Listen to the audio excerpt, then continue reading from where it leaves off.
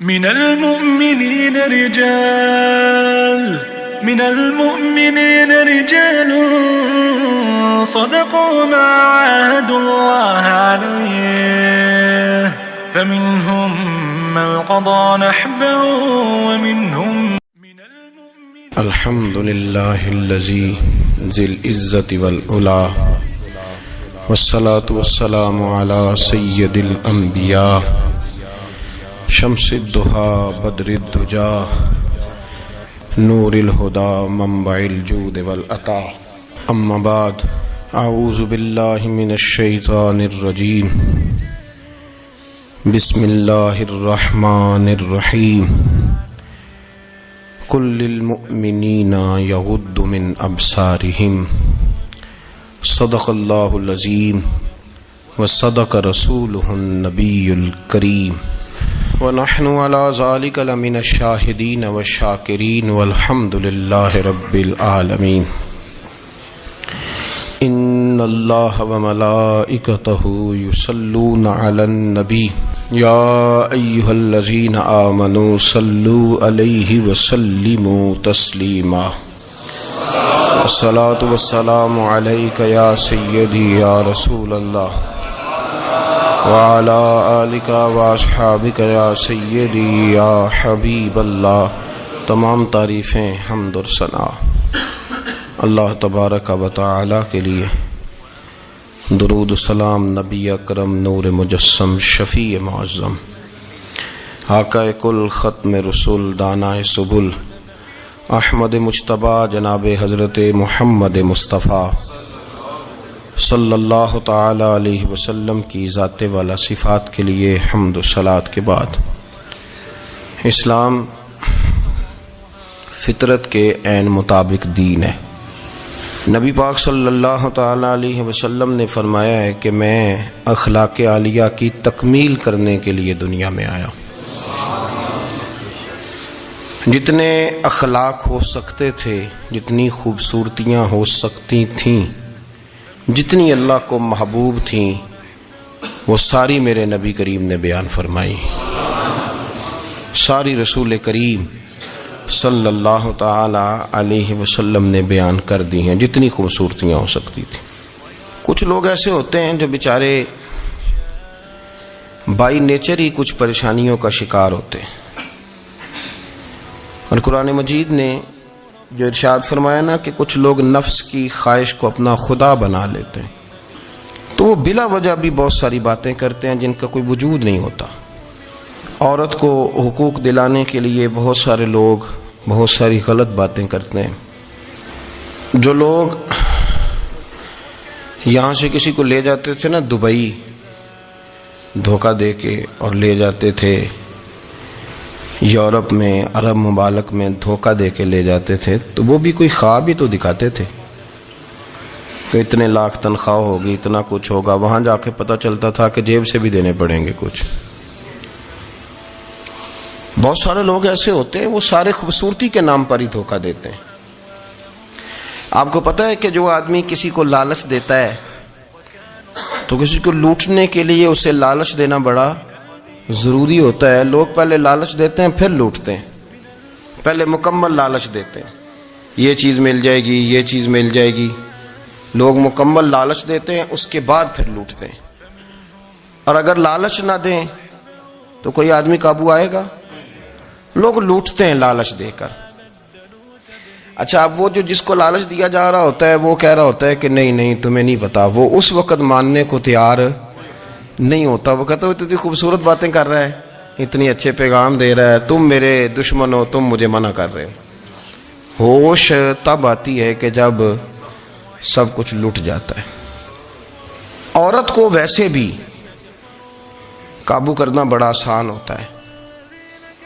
اعلیٰ حضرت بریلوی رحمۃ اللہ علیہ فرماتے ہیں بیٹیاں نازک شیشیاں ہوتی ہیں، ان کو تو ذرا سی چوٹ لگے تو ٹوٹ جاتی ہیں. دیکھیں کتنا بڑا جملہ کہا بریلی کے امام. نازک شیشیاں ہیں، ذرا کوئی آدمی گمراہ کرتا ہے، ذرا خراب کرتا ہے. اب دیکھیں نا، یہ جو بچیوں کو بچے مس گائیڈ کرتے ہیں، انہیں بڑے بڑے خواب دکھاتے ہیں، وہ بیچاری ماں باپ کو چھوڑ کے بہن بھائی کو چھوڑ کے اس کے ساتھ شادی کرتی ہے، پھر جو اس کا بعد میں حشر ہوتا ہے، آپ ادلیاں نو سردار پہن تکے تے شرما والیاں نو جھوٹے ڈولیاں دے، پھر وہ بیچاری ماں باپ رکھتے نہیں، وہ ظلم کرتا ہے، تو کتنی بڑی تکلیف میں وہ بچی آ جاتی، نازک شیشی ہوتی ہے نا تو ٹوٹ جاتی۔ یہی حال اب جدید خواتین اور یہ جو کچھ اینکر پرسن ہیں، یہ اصل میں نا یہ آپ کو سیاست سکھاتے ہیں، لیکن یہ مادر پیدر آزاد لوگ ہیں، بالکل آزاد۔ یہ تو علماء شور نہ کریں، بات نہ کریں، گفتگو نہ کریں، مشائخ بات نہ کریں، اور یہ جو کچھ سنجیدہ اور دینی طبقہ ہے یہ کوئی شور نہ کرے، یہ تو روڈوں پہ ننگے ہو کے آ جائیں معاذاللہ۔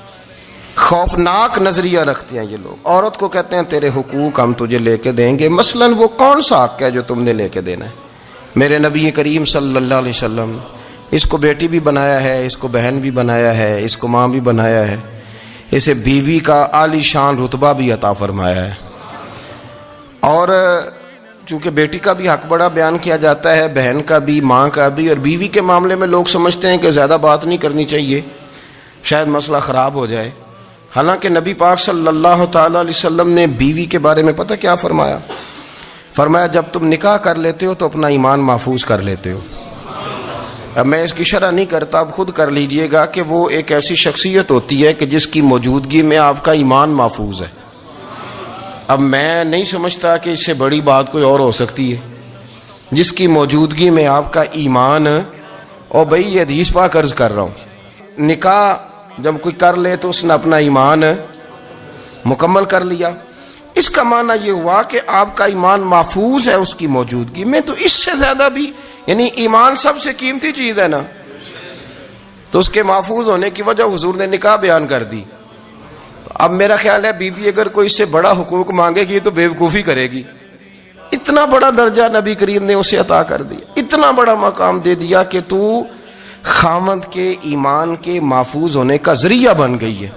عورت کو جو حقوق رسول کریم صلی اللہ تعالی علیہ وسلم نے عطا فرمائے، نبی پاک نے جو حقوق دیے، دیکھیں نا، حضرت عبداللہ ابن عمر رضی اللہ تعالیٰ عنہ کی اہلیہ بیمار تھی، تو جلدی جلدی سے وہ آئے، تو جب بہت جلدی ہو، سفر بڑا شدید تھا، تو آپ نے جلدی سے نماز ادا کی، جلدی سے چلے۔ آپ کے خادم کہنے لگے حضور خیریت ہے؟ فرمایا میری بیوی بیمار ہے۔ تو اس نے عرض کی حضور آپ کی اہلیہ بیمار ہے، تو آپ نے نماز بھی جلدی سے پڑھی، سفر بھی جلدی جلدی کیا، تو فرمانے لگے یہ وہ چیزیں ہیں جو ہمیں مدینے والے رسول نے سکھائی۔ آپ اس کیفیات کو سمجھیں کہ حضور صلی اللہ علیہ وسلم نے درس دیا۔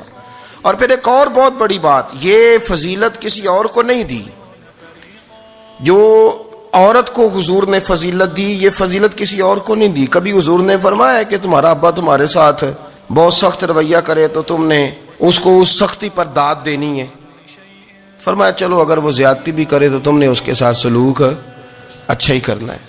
لیکن آپ ایک بات کو سمجھے نا کہ بچے کے بارے میں، بیٹے کے بارے میں، بیٹی کے بارے میں فرمایا 10 سال کے ہو کے نماز نہ پڑھے تو سختی کرو، تمہارا ڈنڈا بھی لٹکنا چاہیے۔ بہت ساری جگہوں پہ بہت سارے لوگوں کے لیے سختی کا حکم دیا، لیکن عورت کے لیے حضور نے جو جملے کہے، اصل میں ہم سمجھتے ہیں کہ یہ ایک بات ہے، مشہور ہو گئی ہے روایت حدیث، تو بس اس کے پس منظر پر اور جملوں کے حسن پر شاید معاذ اللہ غور کرنے کی ضرورت نہیں، ذرا اس لفظ کی تاثیر پر غور کریں۔ حضور نے فرمایا عورت ٹیڑھی پسلی سے پیدا کی گئی ہے، یہ ٹیڑھی ہے، اس کو سیدھا کرنے کی کوشش کرو گے تو ٹوٹ جائے گی، تو حضور پھر ہمارے لیے حکم کیا ہے؟ فرمایا جیسی ہے تم اسی کے ساتھ نبھا کرو۔ آپ سمجھیں کہ اتنا محفوظ حضور نے درجہ دے دیا بی بی کو، اتنا محفوظ کہ فرمایا غلطی بھی ہو تو میرے غلاموں تم اس کے ساتھ نبھا کرو، گزارا کر لو۔ کو کیا اور حق چاہیے عورت کو، جس کو اس کی غلطیوں سمیت نبی پاک نے قبول کرنے کا حکم دے دی کہ اس کی کمزوریوں سمیت قبول کر لو۔ اب اس کو اور کیا کوئی کمزوریوں سمیت قبول کرتا ہے؟ کبھی آپ دکان پہ بیٹھے ہو تو آپ کہیں بھی اس میں یہ بھی غلطی، میرے مال میں یہ بھی کمزوری ہے، یہ بھی کمزوری ہے، یہ بھی کمزوری ہے، تو کر لے قبول؟ کرتا ہے کوئی؟ کوئی شخص ایسا ہو جو کسی چیز کی کمزوریاں بیان کر کے کہ اسے قبول کرو؟ پر رسول کریم صلی اللہ تعالی علیہ وسلم نے نا ہمیں سبق دیا، حضور نے ہمیں درس دیا، نبی پاک نے ہمیں پیغام دیا فرمایا یہ ٹیڑھی ہے، سیدھی کرنے کی کوشش کرو گے تو بیچاری ٹوٹ جائے گی، تو اس کے ساتھ نبھا کر جاؤ۔ آپ میری بات کو سمجھیے گا۔ چلے میں اس پر ایک اور بخاری مسلم کی حدیث پڑھتا ہوں۔ حضرت سلمان فارسی رضی اللہ تعالیٰ عنہ اور حضرت ابو درداء کے درمیان بھائی چارہ تھا۔ مکے سے مدینے جب لوگ آئے تو حضور نے بھائی بھائی بنایا تھا، ان کے درمیان بھائی چارہ تھا، تو ابھی پردے کی آیات نازل نہیں ہوئی تھی، تو لوگ ایک دوسرے کی طرف جاتے تھے۔ حضرت سلمان فارسی رضی اللہ تعالیٰ عنہ حضرت ابو درداء رضی اللہ تعالیٰ عنہ کے گھر میں تشریف لے گئے تو دیکھا کہ ان کی بیوی بڑی غمگین بیٹھی ہیں۔ تو ہم نے فرمایا بہن کیا ہوا؟ تو کہنے لگی تمہارے بھائی کو دلچسپی کوئی نہیں رہی، ہر روز روزہ رکھ لیتا ہے اور ساری رات نفل پڑھتا ہے۔ حضرت سلمان فارسی کہنے لگے ٹھیک ہے، کر لیتے ہیں بندوبست۔ نماز دین ہے کہ نہیں؟ دین ہے نا یہ چیزیں۔ لیکن حضرت سلمان فارسی جناب ابو درداء سے کہنے لگے آج میں نے تیرے گھر میں رہنا رات کو، کیونکہ وہ تو ساری رات نماز پڑھتے تھے، نفل پڑھتے تھے۔ انہوں نے کہا ٹھیک ہے، ایک بستر لا کے بچھا دیا حضرت سلمان فارسی کے لیے۔ سلمان فارسی فرمانے لگے دوسرا بھی لا۔ کہا وہ کیا کرنا ہے؟ فرمانے لگے تو نے بھی سونا ہے، میں نے بھی سونا ہے، تو نے بھی سونا ہے، عشاء پڑھیں گے اور پھر دونوں سوئیں گے۔ کہا میں نے تو نماز پڑھنی ہے۔ فرمایا تہجد کے وقت اٹھ کے پڑھیں گے، اللہ کے رسول بھی رات آخری حصے میں جا کے نماز پڑھتے ہیں۔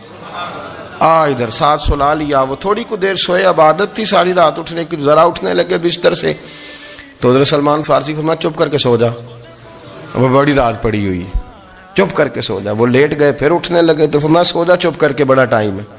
سحری کے وقت اٹھے، نفل پڑھے، ان کا ارادہ تھا روزہ رکھنے کا، تو فرمانے لگے کل رکھا تھا نا نفلی روزہ؟ جی رکھا تھا۔ پرسوں بھی رکھا تھا، ترسوں بھی رکھا تھا۔ فرمایا آج نہیں رکھنا، آج میں تیرا مہمان ہوں، سارا دن کٹھے مل کے روٹیاں کھائیں گے، آج نہیں روزہ رکھنا، سلا دیا۔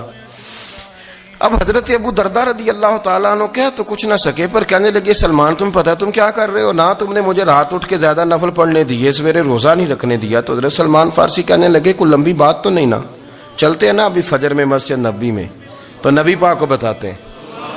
سرکار دو عالم علیہ السلام کی خدمت میں تو اپنی بات کرنا، میں اپنی کروں گا، حضور نتیجے کا اعلان فرما دیں گے، بات طے ہو جائے گی۔ حاضر خدمت ہوئے، عرض کی یا رسول اللہ صلی اللہ تعالی علیہ وسلم یہ ساری رات نفل پڑھتے ہیں، ہر روز روزہ رکھتے ہیں، ان کی اہلیہ غمگین بیٹھی ہیں، حکم فرمائیں۔ تو نبی پاک صلی اللہ علیہ وسلم نے فرمایا پھر ہوا کیا؟ یا رسول اللہ میں نے رات سلایا ہے، سحری میں اٹھایا ہے، سویرے روزہ نہیں رکھنے دیا۔ نبی پاک نے فرمایا سلمان فارسی نے ٹھیک کیا، سلمان فارسی نے ٹھیک کیا۔ پھر حضور نے فرمایا، نبی کریم نے فرمایا ابو درداء تیرے اوپر اگر اللہ کا حق ہے، اس کے رسول کا حق ہے، دین کا حق ہے، تو فرمایا تیری آنکھ کا بھی تیرے اوپر حق ہے، تیرے وجود کا بھی تیرے اوپر حق ہے۔ یہ حضور نے فرمایا تیرے بچوں کا بھی تیرے اوپر حق ہے، تیری بیوی کا بھی تیرے اوپر حق۔ اس حق کو بھی سمجھے، حقوق اللہ بھی ہیں، پر تیری آنکھ کا بھی تیرے اوپر کیا مانا کہ تیری آنکھ سونا چاہتی ہے تو اسے سلا بھی، تیرے وجود کا بھی تیرے اوپر حق ہے، تو تیرا وجود آرام کرنا چاہتا ہے تو اسے آرام بھی کرا۔ اور پھر وہاں نبی پاک صلی اللہ علیہ وسلم نے فرمایا میں تم سب، سننا یہ لفظ حدیث کے، حضور نے اسی موقع پر فرمایا میں تم سب سے زیادہ اپنے رب کو جانتا ہوں اور میں تم سب سے بڑھ کر اپنے رب سے ڈرتا ہوں۔ حضور فرمانے لگے میں روزہ بھی رکھتا ہوں، افطار بھی کرتا ہوں، یعنی کبھی رکھتا ہوں اور کبھی نہیں رکھتا۔ فرمایا میں نفل بھی پڑھتا ہوں اور اپنی بیویوں کو وقت بھی دیتا ہوں۔ سرکار مسجد میں بھی آتے تھے، نواسوں کے ساتھ کھیلا بھی کرتے، ان کے ساتھ پیار بھی کرتے۔ تو اتنے بڑے حقوق حضور نے بیان فرمائے عورتوں کے کہ تمہاری بیوی کا بھی تمہارے اوپر۔ لو ایک حدیث بخاری کی اور یہاں بیان کر دیتا ہوں۔ ایک شخص نے آ کے عرض کی یا رسول اللہ صلی اللہ تعالی علیہ وسلم جہاد کے لیے تیاری ہو گئی ہے، صفیں بن رہی ہیں، مجاہدین کی تیاری ہے، تو میرا بھی نام لکھ دیا گیا ہے مجاہدوں کی لسٹ میں، لیکن یا رسول اللہ صلی اللہ تعالی علیہ وسلم میری بیوی نے حج کی تیاری کر لی ہے اور میرے دوستوں نے، صحابہ نے میرا نام مجاہدین کی لسٹ میں لکھ دیا، تو میرے لیے کیا حکم ہے؟ یہ بخاری مسلم ہے۔ تو نبی پاک صلی اللہ تعالی علیہ وسلم نے فرمایا جہاد پہ کوئی اور چلا جائے گا تو بیوی کے ساتھ حج کرنے جا، اسے محرم کی ضرورت ہے، وہ تیرے بغیر کیسے جائے گی؟ مجاہدین کو تو اور مجاہد مل جائے گا، پر تو اپنی بیوی کے ساتھ جانا۔ نبی پاک صلی اللہ علیہ وسلم نے مرد کو محافظ بنایا ہے، عورت کو مرد کا قیدی نہیں بنایا، بلکہ عورت کو حفاظت عطا کی اور مرد کو اس کا محافظ بنایا. اب بچیاں آزاد ہونا چاہتی ہیں، اور آزادی بھی وہ والی کہ جو بنیادی طور پر آزادی نہیں، فحاشی ہے. میں نے بہت پہلے کہا ہے کہ اسلام بیٹیوں کو قیمتی سمجھتا ہے. جس بندے کے پاس 20 تولے سونا ہو وہ چوک میں لے کے نہیں آتا، وہ قیمتی چیز ہے، اس نے چھپا کے رکھی ہوتی ہے. تو جو نبی پاک صلی اللہ علیہ وسلم کا کلمہ پڑھنے والے بیویاں، اسلام انہیں قیمتی سمجھتا ہے. کہتا ہے کہ تم قیمتی ہو، لہذا گھر کے اندر رہو، تم باہر نہ ہو. لیکن عورتیں ہیں کہ ان کو بلا وجہ لوگ خراب کر دیتے ہیں، اور بلا وجہ وہ اس مغالطے کا شکار ہو جاتی ہیں. اب آگے بڑھتے ہیں. قرآن مجید نے سورہ نور کی آیت نمبر 30 میں کہا کہ کل للمؤمنین یغضوا من ابصارہم، فرمایا کہ اے محبوب علیہ السلام مومن مردوں سے کہہ دو کہ اپنی نظریں جھکا کے رکھیں، اپنی نظریں. اور اگلی آیت میں فرمایا وَقُلْ لِلْمُؤْمِنَاتِ یغضضن من ابصارہن، فرمایا کہ اے محبوب مومن عورتوں سے بھی کہہ دو کہ اپنی نظریں جھکا. مرد بھی اپنی نظر جھکا کے رکھے گا عورت کی طرف، لیکن یہ ساری پابندی صرف مرد پر نہیں، عورت بھی غیر محرم کا چہرہ نہیں دیکھے گی، اس پر بھی اسی طرح نظر جھکانے کا حکم ہے. جس طرح کہ وہ ہر دکاندار کو بھائی جان کہہ کے گفتگو کرنے کی اس کو بھی اجازت نہیں ہے کہ وہ بھی وہ سمجھے کہ پابندی تو مرد نے کرنی تھی، میں نے تھوڑی کرنی تھی. وہ جس کے پاس جائے، جہاں بھی جائے، ڈاکٹر کے پاس جائے، باہر جائے، تو وہ جس طرح مرضی اس کا دل چاہے وہ بات چیت کرے، اس کی عورت کو بھی اجازت اسلام نہیں دیتا. بنیادی طور پہ اسلام شرم و حیا کا دین ہے، حیا کی بات کرتا ہے. حیا کی جب ہم تعریف کرتے ہیں تو حیا کی تعریف یہ ہے کہ کوئی کبھی چیز دیکھ کے نہ تو آپ کی طبیعت میں کراہت محسوس ہو، آپ کوئی غلط جملہ منہ سے نکالتے ہوئے ذرا جھجکیں، آپ کوئی غلط بات کرتے ہوئے تھوڑا بوجھ محسوس کریں. ہمارے ہاں تیزی سے فروغ پایا ہے بے حیائی نے. سنگیوں کی محفلیں، یاروں کی محفلیں، اس میں غلیظ گفتگو ہوتی ہے. الا ماشاء اللہ، جن دوستوں کو بڑی پاک صاف گفتگو کرنی چاہیے. دوستی کا رشتہ بڑا مقدس رشتہ ہے. جو یہاں ایک دوسرے سے پیار کریں گے جنت میں بھی اکٹھے داخل کیے جائیں گے. شرط یہ ہے کہ پیار اللہ رسول کی رضا کے لیے ہو، لیکن اس کے اندر اگر آپ کی گفتگو کچی ہو، کمزور ہو، فحاشی والی ہو، عریانی والی ہو. وہ ہمارے ہاں تو اب اس کو لوگ فیشن سمجھتے ہیں، اس کو مردانگی کی علامت سمجھتے ہیں کہ وہ جی ساری باتیں جی وہاں ہو گئیں، اور جس کا جو جی چاہا اس نے کہا. آپ جب حیا کے دائرے میں ہوتے ہیں تو آپ خود بھی سکون محسوس کرتے ہیں. دیکھیں نا، آپ کو نیند سکون سے کہاں آتی ہے؟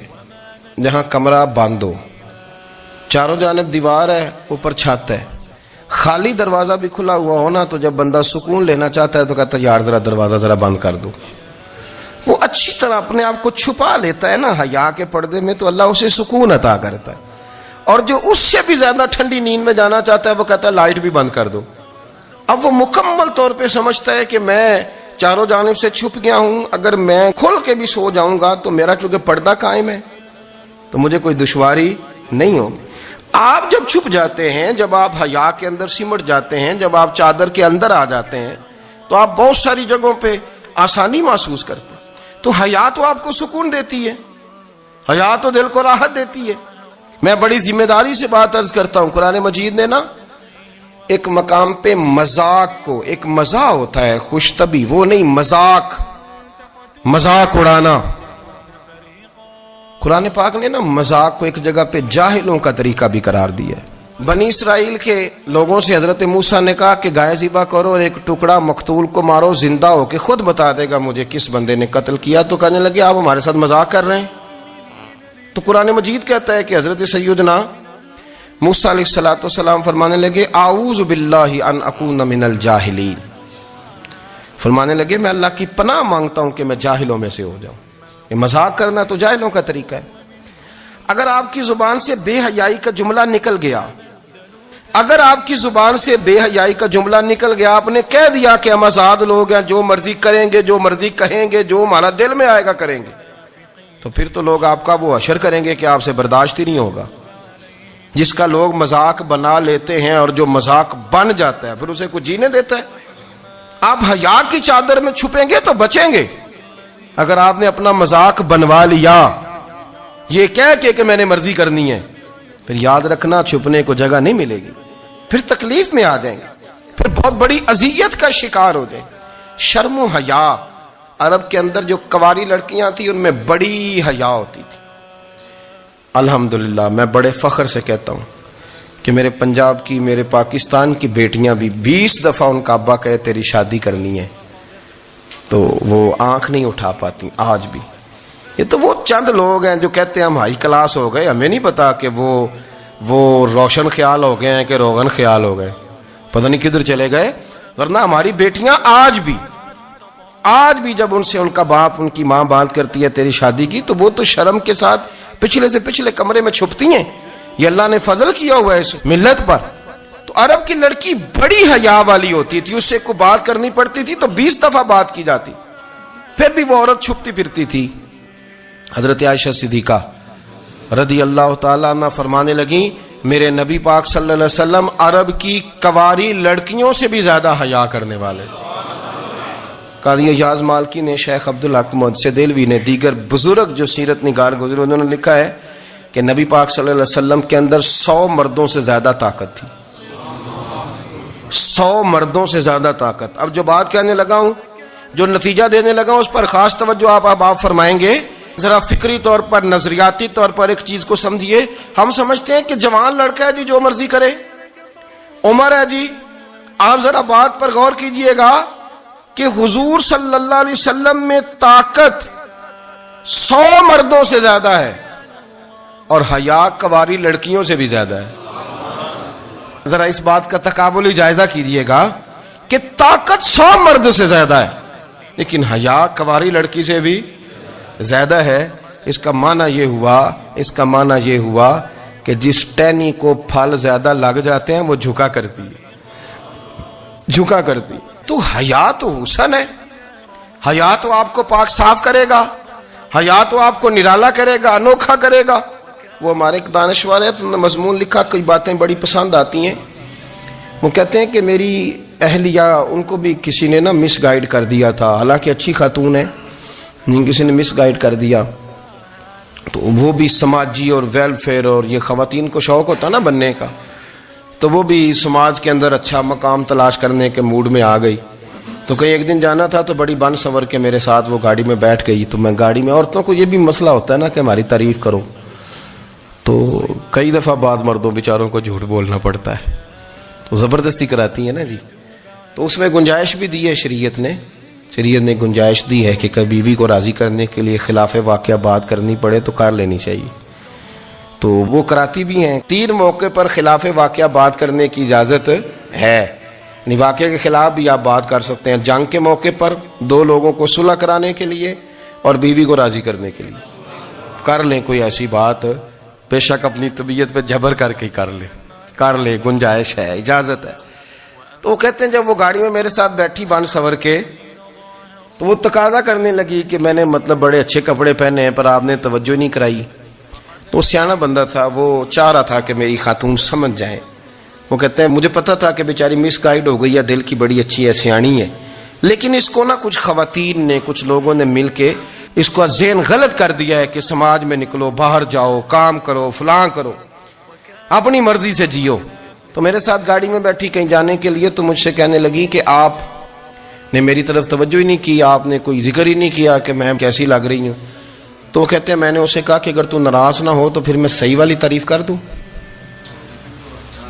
تو اس نے کہا کہ آپ کر دیں۔ تو کہتے ہیں میں نے درد سے اور خلوص سے اپنی بیوی سے کہا، خلوص کے ساتھ میں نے کہا میں تو روز گھر ہوتا ہوں، روز شام کو گھر ہوتا ہوں، اگر تو میرے لیے تیار ہوتی تو میں تیری تعریف کرتا، لیکن آج تو باہر جانے کے لیے تیار ہوئی ہے، تو پھر ان سے تعریف کی امید رکھ جن کے لیے تو نے تیاری کی ہے۔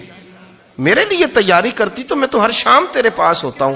کہتے وہ میرے لفظوں میں درد تھا تو وہ بھی رو پڑی، اور کہنے لگی آپ گاڑی روک دیں، مجھے باہر جا کے کسی کو راضی نہیں کرنا، میں نے اسے راضی کرنا ہے جس کو رب کریم نے میرا شوہر بنایا اور میرے لیے منتخب کیا ہے میرے ماں باپ کو، میں واپس لوٹتی ہوں۔ یہ ایک پہلو ہے سلگتا ہوا، اس کو سمجھا جائے۔ رسول کریم صلی اللہ علیہ وسلم عرب کی کنواری لڑکیوں سے زیادہ حیا والے تھے، کنواری لڑکیوں سے زیادہ حضور حیا فرمایا کرتے تھے۔ جب خانہ کعبہ کی مکہ شریف میں تعمیر ہو رہی تھی نا، اہل عرب اس کو تعمیر کر رہے تھے، تو نبی پاک صلی اللہ علیہ وسلم اپنے چچا حضرت عباس کے ساتھ خانہ کعبہ کی تعریف میں مصروف تھے۔ تو عرب کے لوگ چونکہ لمبا کرتا پہنتے تھے پیروں تک، تو نیچے اگر کسی وقت کوئی چیز نہیں بھی ہوتی تھی تو کسی کو وہ نظر نہیں آتی تھی، چونکہ پردہ رہتا تھا، ایک لمبا کرتا پہنا ہوا ہوتا تھا۔ تو جب بچے، سرکار کی عمر مبارک بھی ابھی تھوڑی تھی، تو اس طرح بچے جب نکلتے تو وہ کئی دفعہ اپنی تہمت اتار دیتے نیچے سے، اور کوئی مزدوری کرنے لگتے تو 3-4 طے کر کے نا تہمت کی کندھے پہ رکھ لیتے، جس طرح کبھی دیہاتوں میں لوگ کپڑا سر پہ رکھتے تھے کہ اوپر اگر کوئی وزنی چیز رکھیں گے تو وہ تکلیف نہیں دے گی۔ نبی پاک صلی اللہ علیہ وسلم بھی سب لوگوں کے ساتھ خانہ کعبہ کی تعمیر میں شامل تھے۔ تو حضرت عباس رضی اللہ تعالیٰ عنہ نے کہا حضور سے، ابھی اعلان نبوت بھی نہیں فرمایا تھا، بھتیجے آپ بھی تہمت اتاریے، یہ صحیح مسلم میں حدیث موجود، اور اس کو کندھے پہ رکھ لیجیے، آپ اینٹیں اٹھا اٹھا کے لا رہے ہیں تو ذرا آپ کو تکلیف نہیں ہوگی۔ تو سرکار دو عالم صلی اللہ علیہ وسلم سے یہ بات کہی، اور پھر جلدی سے حضور کی تہمت کو نکال کے نا، حالانکہ لمبا کرتا پہنا ہوا ہے، تو وہ جیسے ہی ان کے کندھے پہ رکھا اینٹیں رکھنے کے لیے، تو سرکار تو زمین پہ گر گئے، بے ہوش ہو گئے، آنکھیں آسمان کی طرف، اور پھر حضور پکار رہے ہیں آزاری آزاری آزاری، میرا تہمت دے دو، میرا تہمت دے دو۔ کبھی کوئی شخص اس وجہ سے بھی بے ہوش ہوا ہے کہ میرے وجود سے کپڑا اتر گیا ہے؟ حالانکہ سرکار پر وہ بے ہوشی بھی نبی پاک کا وہ جو غلبہ ہے نا شرم و حیا کا، اس کی وجہ سے ہوئی، ورنہ تو حضور فرماتے ہیں کہ میری آنکھیں سو جاتی ہیں، دل تو میرا اس عالم میں بھی جاگتا رہتا ہے۔ تو سرکار زمین پہ تشریف لے آئے، آنکھیں میرا تہمت دے دو، میرا تہمت دے دو، تو جلدی سے انہوں نے تہمت دیا تو حضور نے باندھ لیا۔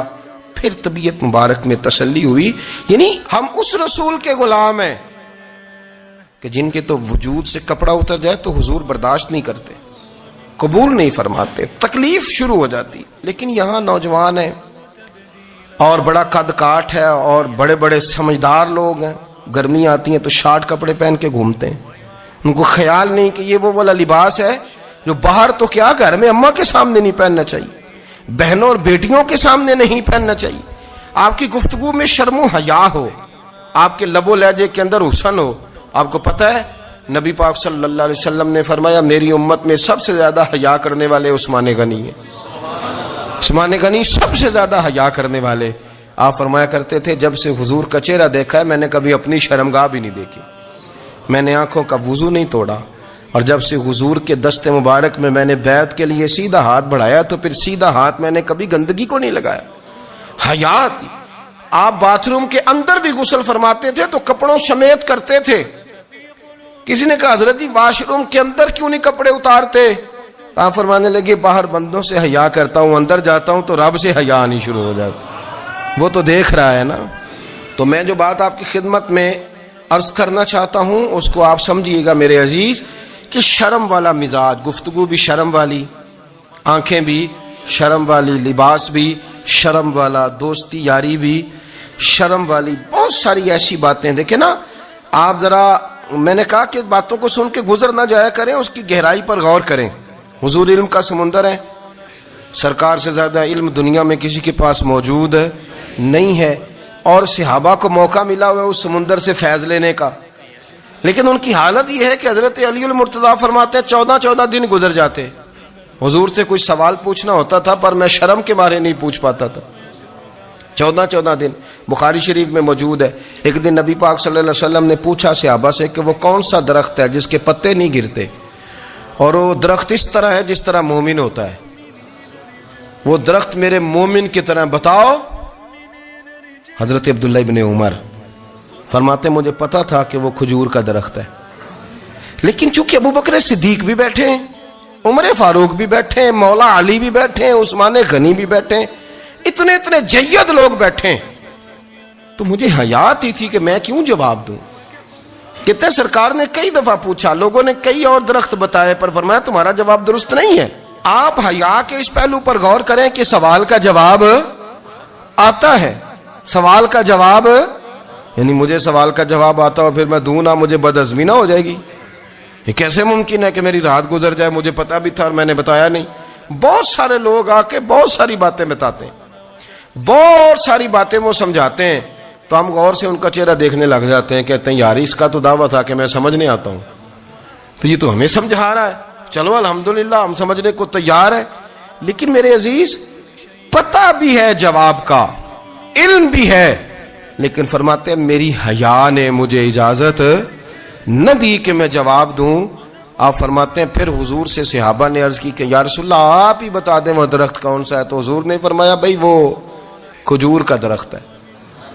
تو آپ فرماتے ہیں میں دل ہی دل میں کہہ رہا تھا کہ الحمدللہ میرا جواب درست ہے، حالانکہ میں نے جواب دیا ہی نہیں۔ تو لفظوں میں حیا، جملوں میں حیا، آنکھوں میں حیا، اٹھنے میں حیا، بیٹھنے میں حیا، چلنے میں حیا ایک خوبصورت حسن ہے۔ اور نبی پاک صلی اللہ علیہ وسلم نے فرمایا جب تو بے حیا ہو جائے نا پھر تو آزاد ہے، پھر تو جو مرضی کا، پھر تو جو، اس لیے بزرگ جب کسی کو بے حیا کہتے تھے نا، اللہ اکبر، اور جب کسی کو کہتے تھے نا یہ بے حیا ہے تو لوگ سمجھتے تھے کہ کوئی ہلکی سی بات کر دی، لیکن ان کا معنی یہ ہوتا تھا کہ بس بھائی اب اس کے ساتھ کوئی کلام کرنے کی ضرورت ہے، اس کو اب اصلاح کی ضرورت نہیں، یہ بے حیا ہے۔ کیا معنی؟ کہ اب یہ جو اس کے دل میں آئے گا وہ کرے گا، جو اس کی طبیعت چاہے گی وہ کرے گا، اب یہ کسی پہلو بھی قابو آنے کو تیار، بے حیا ہو گیا۔ بے حیائی بہت بڑا عیب ہے۔ اور جو لوگ کہتے ہیں کہ ہمیں بالکل آزادی ہونی چاہیے، ہمارا اپنا جسم ہے تو ہماری اپنی مرضی چلے گی۔ ایک وزیر صاحب ہیں، پتہ نہیں میں ان کو جانتا تو نہیں، انہوں نے سینٹ میں تقریر کی ہے، میں نے ان کی بات سنی ہے، اس نے کہا نہیں نہیں بھائی جسم رب کا ہے تو مرضی بھی تو رب کریم کی چلے گی، اور مرضی بھی، یہ مرضی بھی اللہ کی۔ یہ مجھے تھوڑا سا مسئلہ ہے جسم پر، کبھی کبھی مجھے کثرت سفر سے الرجی ہو جاتی ہے۔ میرے ساتھ لوگ نا دل سے پیار کرتے ہیں، شاید ہی کوئی اچھا ڈاکٹر ہو جس تک میرے سنگی مجھے لے کے نہ گئے ہوں، پر جسم اللہ کا ہے نا، مرضی بھی، جب وہ چاہے گا صحت دے گا۔ کیوں کچے کاموں میں لوگ پڑ گئے، کیوں غلط لوگ سوچ میں پڑ جاتے ہیں، یہ اسی کا ہے، اور جب وہ چاہے گا، آپ اس بات کو اچھے طریقے سے سمجھ لیں کہ جو اپنی مرضی چوکوں چوراہوں میں کر رہے ہوتے ہیں نا، جو مرضی گاندمند، وہ جانور ہوتے ہیں، وہ جانور ہوتے ہیں جو نہ چونک دیکھتے ہیں نہ گلی دیکھتے ہیں، نہ انہیں پتہ ہوتا ہے کہ جگہ کون سی ہے، وہ انسان۔ میں نے کہہ دیا جو میں نے کہنا تھا، میں نے کہہ دیا، وہ جانور ہوتے ہیں۔ اور جو کچھ انسان ہوتے ہیں نا، ان کے اندر کچھ نہ کچھ پھر شرم حیا بھی ہوتی ہے، وہ چوکوں چوراہوں میں وہ حرکتیں اور وہ کام نہیں کرتے جو جانور کرتے ہیں۔ ان کے لیے بڑے پردے ہوتے ہیں، ان کے لیے بڑی باتیں ہوتی ہے، ان کے لیے بڑا کچھ ہوتا ہے۔ جو بالکل آزاد ہو جائے، کوئی پتہ نہ ہو کس وقت کیا کہنا ہے کیا کرنا ہے، تو پھر وہ دائرہ انسانیت سے خارج ہو جاتا ہے۔ ہم آپ کو کیا دعوت دیں؟ آپ تو وہ باتیں کر رہے ہیں جو اسلام کا انسانیت کے حق میں بھی ٹھیک نہیں، آپ تو وہ والی باتیں کر رہے ہیں جن کا انسانیت بھی تقاضا نہیں کرتی کہ یہ باتیں ہونی چاہیے۔ لیکن ایک بات، میں تو جذباتی نہیں ہوتا، میں بڑے غور سے چیزوں کو دیکھتا ہوں، سنتا ہوں، اور نہ میں ان موسمی مینڈکوں کی، وہ مجھے عاتق صاحب کہنے لگے جی بڑے بڑے مولوی ایک بندے کے ساتھ بیٹھے ہوئے ہوتے تھے اور وہ روزے میں بڑے بڑے درس دیتا تھا تو وہ بھی فلانی فلانی حرکتیں کر رہا ہے۔ تو میں نے کہا ہم نے تو پرانا کہا تھا کہ موسمی مینڈک ہے، تو پرانے کہہ رہے ہیں کہ اداکار ہے، تو وہ جہاں کاسٹ کریں گے وہاں وہ اداکاری کرے گا، آپ کسی مذہبی جگہ کر لیں تو وہاں کر لے گا، کہیں اور جگہ کریں گے تو ہم تو پرانا کہہ رہے ہیں۔ تو کسی کو کبھی سمجھ آتی ہے تو کسی کو کبھی اور جگہ جا کے سمجھ آتی ہے۔ ہم ان لوگوں سے پریشان نہیں ہوتے، کیوں؟ سن لیں، کوئی مایوسی نہیں، ان کے اندر جتنا زور ہے وہ لگائیں۔ یہ ملک بنا ہے رسول اللہ کے نام پہ، یہ اللہ نے تحفہ دیا ہے امت مسلمہ کو، یہ نبی پاک کے نام پہ بنا ہے، تو یہاں جھنڈا بھی وہی والا بلند ہونا ہے جو مدینے والے رسول کا جھنڈا ہے، اور یہاں وہی کام چلے گا جو نبی پاک نے بیان فرمایا۔ تو اس طرح کئی لوگ آتے ہیں، وہ شور شار کرتے ہیں، چلے جاتے ہیں، اتنے نہ پریشان ہوا کریں۔ بہت سارے لوگ تو بیچارے اس قابل بھی نہیں ہے کہ ان کا نام لیا جائے، مطلب اتنا ہم ان کو اہمیت دے دیں، ان کا ذکر کریں، ان کا نام لیں، ان کی بات کریں، وہ بیچارے اس قابل ہی نہیں ہے، مطلب سٹیٹس ہی نہیں ہے ہمارا، اتنے فارغ ہیں ہم کہ اب جو بندہ آئے گا کہانی چھیڑے گا تو ہم چھیڑ جائیں گے۔ اور بھائی اللہ کا فضل ہے الحمدللہ تعالی، لوگوں نے بڑا شور کیا اور بڑے زمانے سے دنیا شور کر رہی ہے، پر اللہ کے گھر مسجدیں بھری ہوئی ہیں، مسجدیں بھری ہوئی ہیں، ہماری بیٹیاں پردے کرتی ہیں، پردے کو پسند کرتی ہیں، وہ حجاب میں رہتی ہیں، وہ سمجھتی ہیں کہ ہمارا اصل حسن کیا ہے. تو یہ پراپوگنڈا پرانا چلا آ رہا ہے, اس کا اللہ کے فضل سے امت مسلمہ پہ نہ کبھی اثر ہوا ہے اور نہ کبھی ہوگا انشاءاللہ. اللہ تعالی ہمیں حق پر استقامت عطا فرمائے. من المؤمنين رجال صدقوا ما عاهدوا الله عليه فمنهم من قضى نحبه ومنهم من ينتظر